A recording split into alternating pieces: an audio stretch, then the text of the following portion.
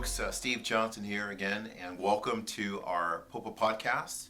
We're super excited today to have Matt Hill with us as our special guest.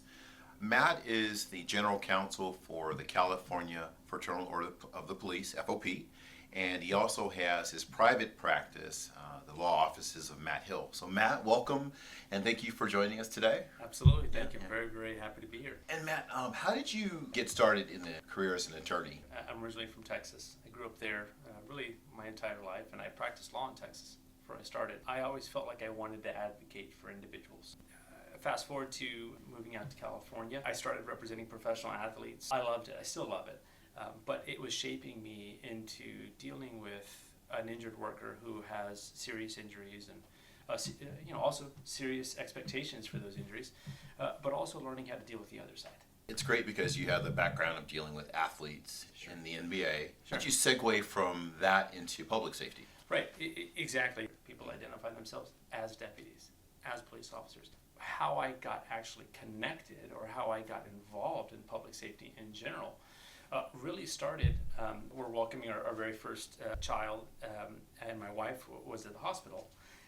Her suite mate actually was there, and her husband was an injured member in the Riverside area. We talked, and he said, hey, look, I had suffered a heart attack on duty, and I need some help. At that point in time, I absolutely jumped in to help.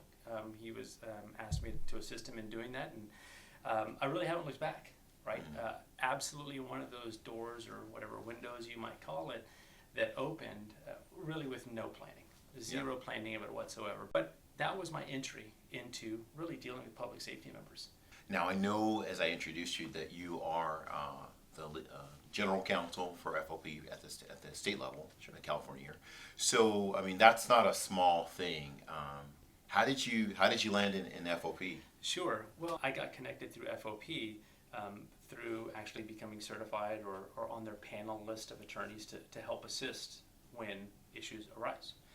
That was really my first connection with FOP in helping in those scenarios.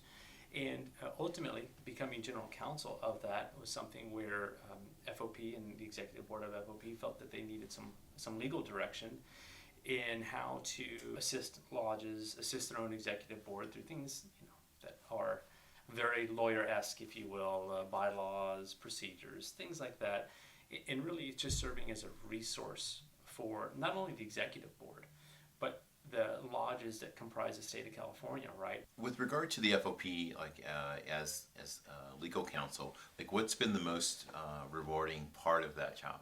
Yeah, the FOP, I can't say enough positive things about it, right?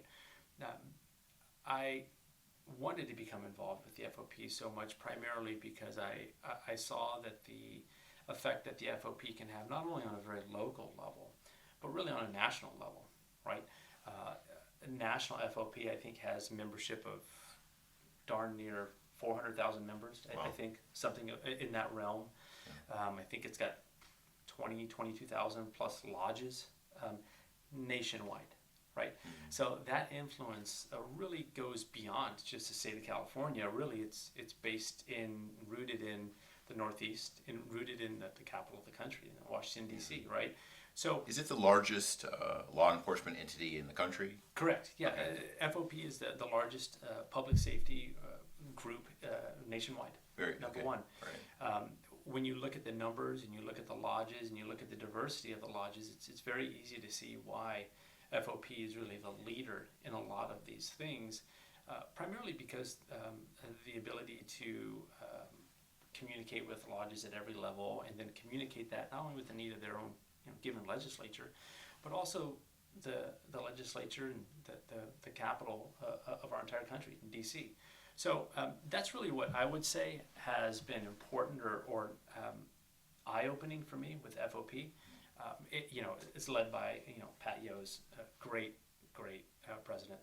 And what can you tell us the distinction between like the national FOP? Sure. And at the state level to the local, how does that work? Sure. Well, if you think of it from a perspective of the national FOP has an executive board comprised of obviously executive board members and then national trustees, they're trying to do something that's very, very, very, very, very important, and that is coordinate a unified front for and by public safety members in the entire country. Right. Now, in the state level, trying to do something very similar, but on the state level, right? Unifying the voices for public safety members, like I said, from Eureka down to El Centro, in the things that are affecting their membership and affecting their members, such as you're familiar with the Windfall Elimination Act, some of these other things like the LEOSA issues, and the Protect and Serve Act, also another important national FOP brand. Whereas in California, we're focused more on serving the lodges and memberships of California. And I say we, I mean the executive board. I'm just there to help them on the legal side. I know you talked about the Windfall Elimination Act, and I know that at the national level, the FOP had a key hand in working with the president and with the Congress to get that passed. Do they also do any other types of lobbying things? Sure. Or other types of things that actively engaging with electeds in DC? Absolutely. The Windfall Elimination Act, something that was around for a significant period of time and really didn't have the most traction in the world, frankly, to where this came about as a matter of the efforts and really pushing of the FOP by and through Pat Yoes and the executive director, Jim Pascoe, efforts that they did on a national level to voice what could most impact your membership, right, in FOP membership. They do that through things like the National Day on the Hill, literally in Washington, D.C.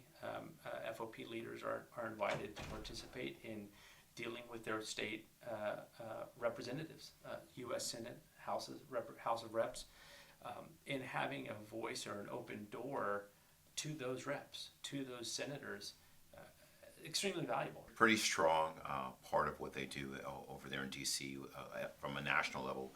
And then with regard to, I just wanted to switch kind of topics, talking about one of the key benefits that our members get as being associated with the FOP is our legal defense plan.